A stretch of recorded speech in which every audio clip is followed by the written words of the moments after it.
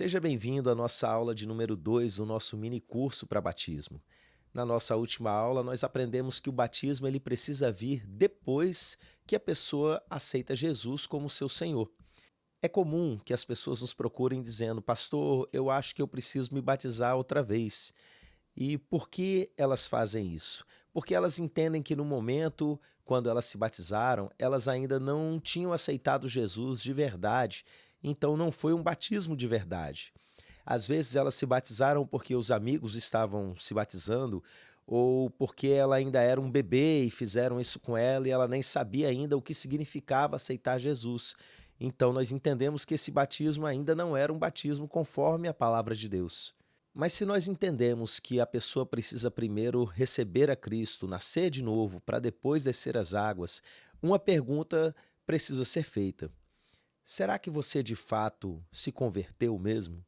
Será que você já nasceu de novo? O objetivo dessa aula é fazer você entender melhor essa questão e saber responder a essa pergunta. A salvação é algo muito simples, ela vem pela fé, e isso faz com que todos os seres humanos do planeta tenham o mesmo acesso a essa graça que é a salvação do Senhor. Não importa se a pessoa é rica, pobre, se ela é negra, se ela é branca, se ela é amarela, se ela está numa ilha ou num continente, ela simplesmente crendo em Cristo como seu Salvador, ela tem acesso à salvação do nosso Deus.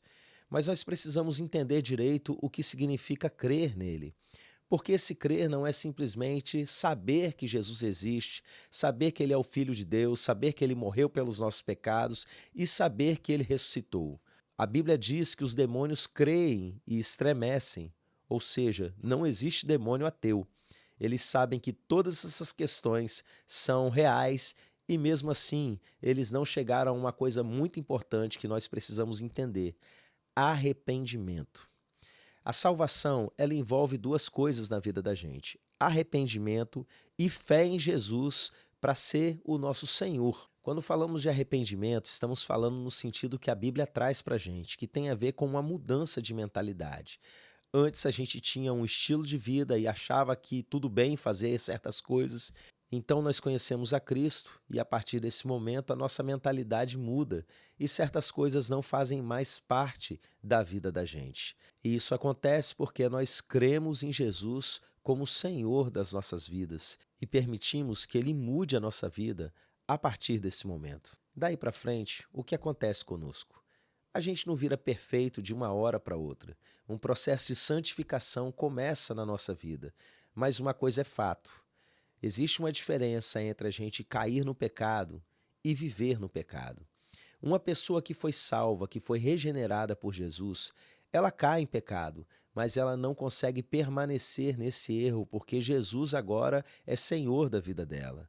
Uma pessoa que vive constantemente na prática do pecado e para ela tudo bem, isso é um sinal de que essa pessoa não recebeu Jesus como Senhor da sua vida, ainda não foi transformada por Ele. Existe um versículo que nos ensina claramente a respeito disso, que está na primeira carta de João, capítulo 3, verso 6, que diz assim: Todo aquele que permanece nele não vive pecando. Todo aquele que vive pecando não o viu nem o conheceu. Ou seja, uma pessoa que recebeu a Cristo, ela tomou uma decisão de abandonar certas práticas na sua vida. Vamos para um exemplo bem prático.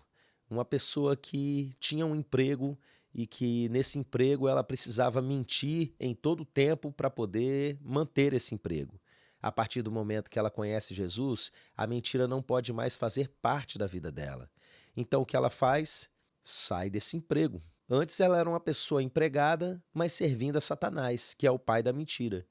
Agora ela pode até ficar desempregada durante um tempo, mas ela é uma desempregada que tem Jesus na sua vida. É uma pessoa que demonstra que foi de fato alcançada, transformada por Jesus. A partir de agora ela tem um compromisso, e esse compromisso com Jesus envolve testemunhar dele.